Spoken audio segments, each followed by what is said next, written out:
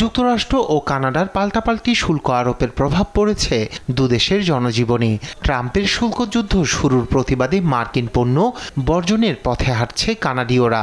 এমনকি যুক্তরাষ্ট্রের পণ্য ও সেবা আমদানি স্থগিত করেছে অটোয়া। মার্কিন পণ্য বর্জনের মধ্য দিয়ে আমরা একটি বার্তা দিতে চাই। এ প্রতিবাদ নিজেদের পণ্যের প্রসার ঘটাতে বড় ভূমিকা রাখবে।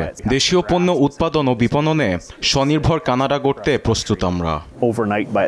সাধারণ মানুষই যে পণ্য বয়কট করেছে তা নয়, এ তালিকায় যোগ দিচ্ছে কানাডীয় প্রতিষ্ঠানগুলোও। ট্রাম্পকে মোক্ষম জবাব দিতে মার্কিন অ্যালকোহলযুক্ত ড্রিঙ্কস সরিয়ে নিয়েছে বিশ্বের অন্যতম অ্যালকোহল প্রতিষ্ঠান অন্টারিওর লিকার কন্ট্রোল বোর্ড। দেশের মানুষের কাছে এখন ব্র্যান্ড কোনো বড় বিষয় নয়। আমাদের দেশের মানুষ এখন দেশজ পণ্যের দিকে ঝুঁকছেন। শুধু পণ্য খাতে নয়, মার্কিন সেবায় লেগেছে প্রতিবাদের আঁচ। অটোয়ার শহরতলির এক ট্রাভেল এজেন্সির পরিচালক জন অস্ট্রিচ জানান, এই কয়েকদিনেই অনেকেই কমিয়েছে মার্কিন মুলুকে ভ্রমণ।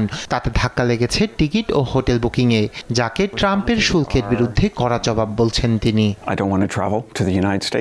আমাদের দেশের মানুষের মধ্যে এখন যুক্তরাষ্ট্র ভ্রমণে অনীহা দেখাচ্ছে। 1 বছর আগেও যারা টিকিট ও হোটেল বুকিং করেছেন তারাও বাতিল করেছেন। এর আগে এমন ঘটেনি। পর্যটকদের মতে এতে দেশের টাকা দেশেই থাকছে। এখানেই থেমে নেই কানাডার প্রতিবাদ। প্রতিবেশী দেশটির বৃহত্তম শূকরের মাংস প্রক্রিয়াজাতকারী প্রতিষ্ঠান স্মিথফিল্ড ফুডস থেকে পণ্য আমদানি স্থগিত করেছে জাস্টিন ট্রুডো সরকার, যেখানে গত বছরই এ পণ্যে 5ম বৃহত্তম রপ্তানি বাজার ছিল তার দেশের।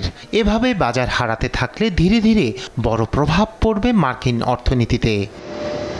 রায়হান কবি শুভ্র, নিউজ ডেস্ক, দেশ টিভি।